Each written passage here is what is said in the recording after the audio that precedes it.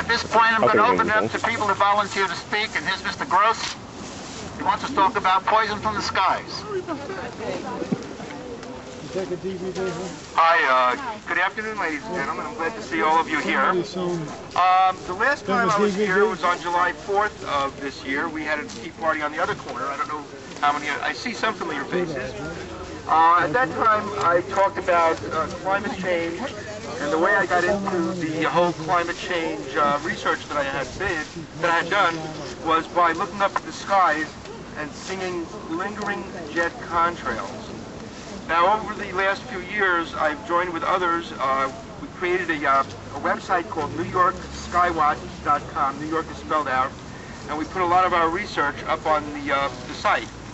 One of the things that really came across to me was the legislation that is now being proposed in Congress, the cap-and-trade legislation, which is based upon Al Gore's false science. All the things, it's an inconvenient lie is what that inconvenient truth is. And a lot of the scientists now are coming forward with this information. For example, they're now finding that the carbon dioxide increase in the atmosphere came after the global warming. And when you think about limiting carbon dioxide, it doesn't make sense to me, since carbon dioxide is what feeds trees and plants and our food system. So everything that our government is doing with regard to climate change is actually being done to create a whole new worldwide economic system, defeating our own Constitution.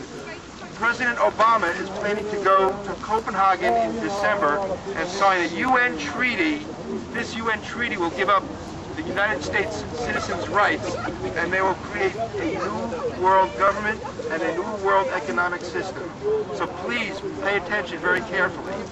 That's the first thing I wanted to talk about. I don't want to take up a lot of your time, but I also am very concerned about the election that's coming up on Tuesday, because I wrote a letter to Congress, and I asked for a congressional ethics investigation of Congressman Gary Ackerman.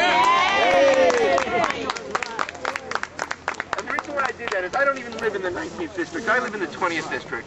But I am so sick and tired of the last 8 years not being represented in the city council.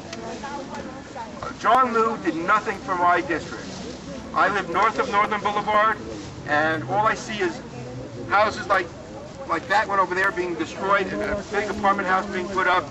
And I'm even fearing that on Union Street, where those strip of stores are, that they might tear down the strip of stores and build an apartment building there. That's a rumor that I just heard the other day. But let me explain to you why I wrote that letter about Congressman Ackerman. I sent it to the Congressional Ethics Committee because I was incensed on September 17th when I read the Queens Tribune and saw the cover where it said Kevin Kim, Democratic victor, versus Dan Halloran, pagan lord. First of all, whoever makes that into a campaign issue? I just don't understand that. So I got really angry, and I waited to see what would happen. And I saw a lot of angry reaction. But I did not see anybody, any elected official, come forward to criticize. And then I looked, and in the newspapers, nothing is being reported. The truth was not being reported. We don't have a press anymore that represents the people. That's why we're losing our Constitution. The media is not on our side. They're on the side of the people who pay them. And that's not right. So that's angered me enough that I wrote a letter. I didn't write a letter just to the Congressional Ethics Committee, because I sent cover letters both to the Democratic leader, Nancy Pelosi, and the minority leader, John Boehner. I also sent a letter directly to Gary Ackerman, and I told him, shame on you. I called him out on it. But you see, the thing is, what really concerns me, and the media is not following up on this, is I started connecting dots. And I started seeing, okay, Gary Ackerman started the Queens Tribune. The Queens Tribune is doing this to a candidate. So I said, okay, let me look at this candidate a little bit more critically. So I went into the NewYorkCity.gov website, looked up on the elections board his campaign contributors. And I was shocked, because all I saw was most of the campaign contributions for Kevin Kim were coming from outside of the district where he wants to represent his district. I kept on researching, and I'm now trying to find out where the hell this guy lives, because he makes campaign contributions. He's all over the place. He's in Manhattan. He's in Colden Street and Flushing. And I think maybe, just maybe, he's trying to be a carpetbagger and come in here and sell out your community. So I think that I did my part, and I think that other people should start standing up, because the press, I have not gotten any press. I made this known on the Queen's Crap blog site. None of the press has called me about this. Nobody knows about this. This is the first time publicly that I'm stating, and I'm stating to you as a fact, that I did write that letter.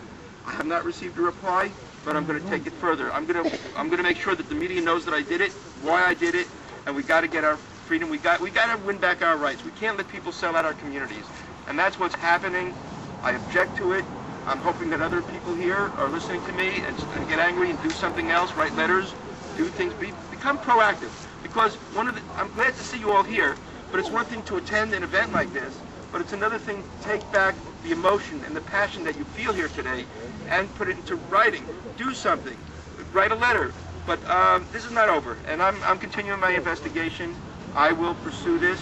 I talked to Dan Halloran. I told him who I am. I introduced myself. He met me last time at July 4th, and he's aware of my efforts. And I'm going to continue this, because I'm not going to let it sit. Even after Tuesday's election, there's something rotten in Flushing and Bayside and Auburndale and Broadway section of Flushing. So that's and Copenhagen. Thank you so much. Why don't you call John Gamblin in Philadelphia and also Glenn Beck? Glenn Beck. Glenn Beck. Right on. He'll investigate for you. The investigation is ongoing. Send Lumpy or whatever by, regular mail. And check out Queen's Crap every once in a while. Queen's Crap? It's a blog site, queenscrap.blogspot.com. I'll give you, if anybody wants my card, I have some cards here, and we can communicate. But thank you so much for listening to me. Thank you. Enjoy the day.